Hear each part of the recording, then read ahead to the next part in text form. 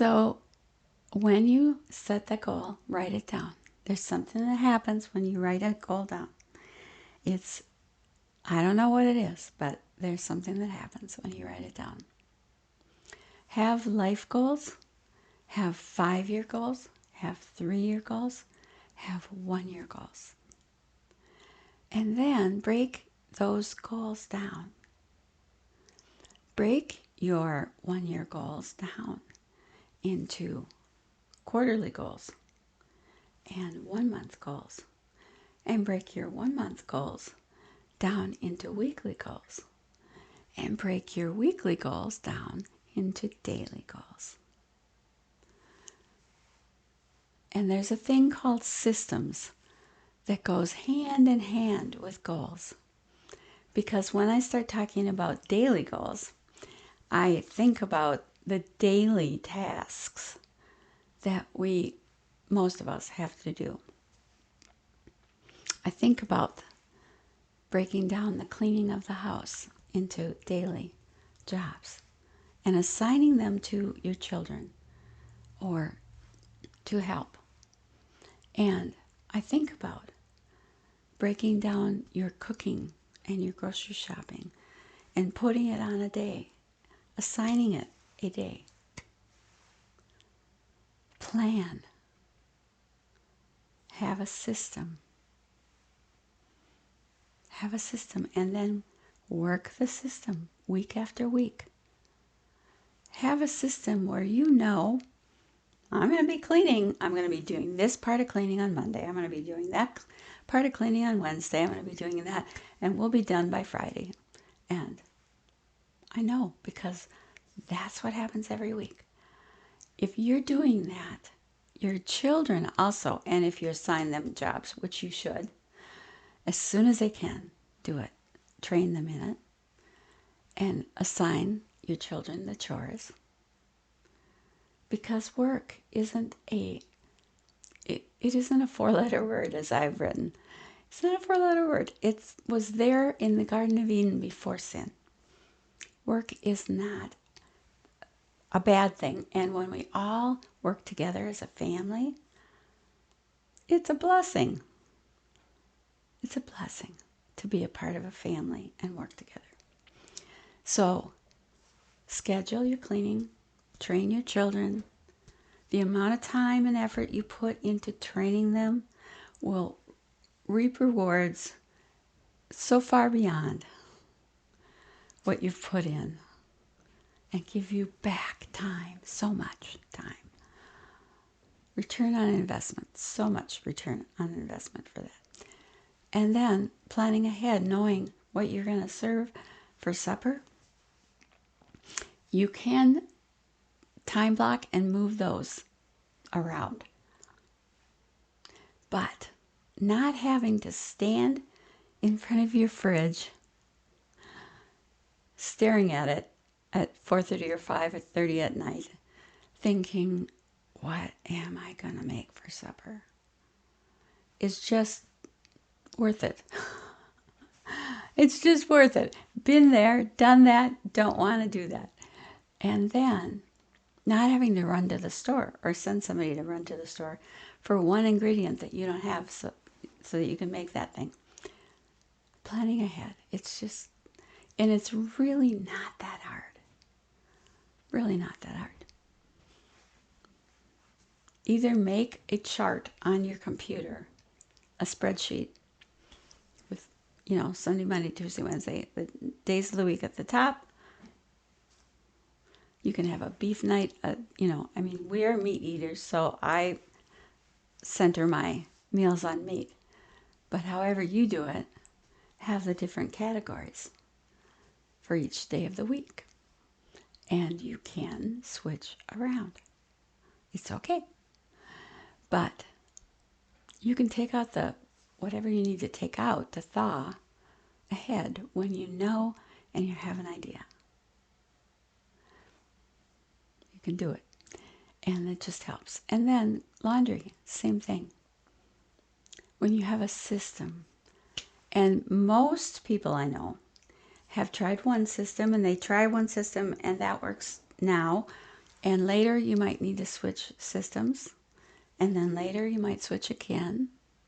It's okay. There are seasons of life.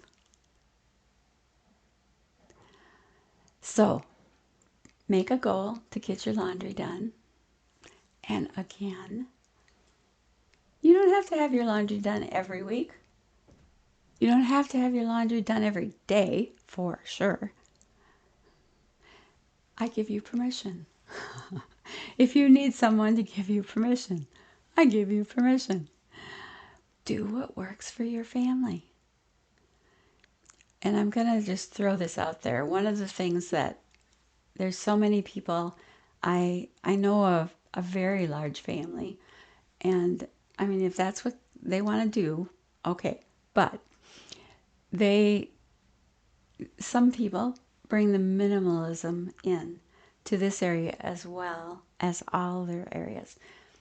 I think there's a place for minimalism, but I don't practice it very much because I have learned that the things that I have been able to, as long as I have a place to store it, as long as I have a place to keep it, and I can keep my home still picked up and orderly,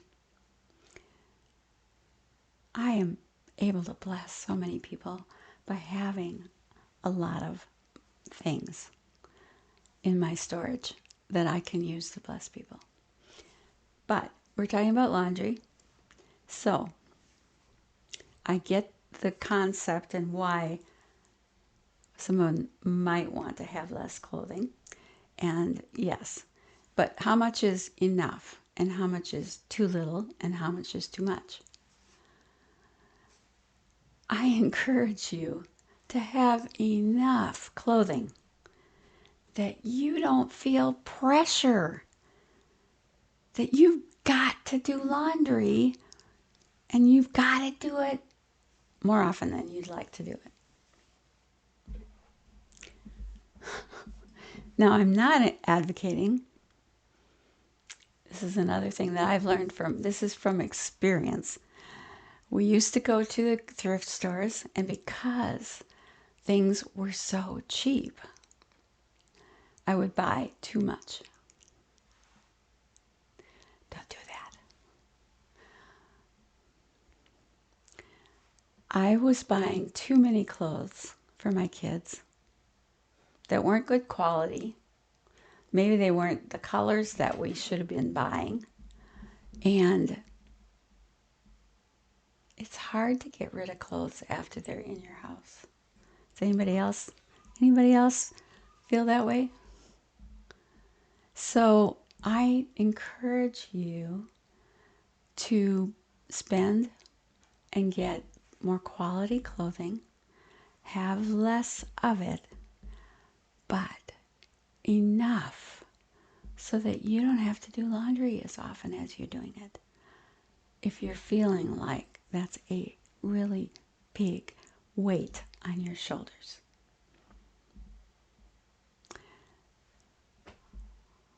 And I also encourage you, not everybody can do this, but save up for this and buy the biggest washer and dryer that you can afford to get. We're only 2 people in our house. I have basically an industrial washer and dryer. Why? Because I like to host. This is who I am. I like to host people in my home who sleep here and stay for days or a week or more. That's who I am. That's what I love to do. And then I can wash the bedding. I can wash multiple sheet sets at one time. I can wash blankets without going to the laundromat. I don't have to use a dry cleaner. It actually saves me money in the long run. Just so many different things. I hope you're hearing, not you should do this. I hope you're hearing, how did God create me?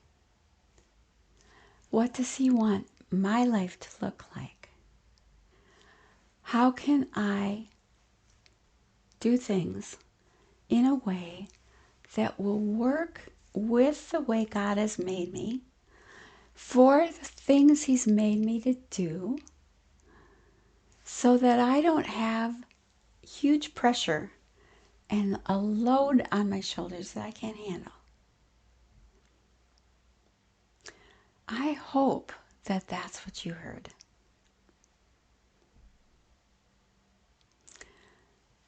Now, we talked a little bit about the weekly and daily goals, and we talked a little bit about the big, maybe yearly goals. So I hope that you will sit down and you will write down and organize. Take time. It's important to schedule and to set goals and to ask God for help and to plan a system. The systems you put in place will make life so much better. And this is coming from somebody who had none, who had no systems, and who had, just was a mess. If I can learn and if I can change, you can too. Join me in setting goals you can accomplish with God's help.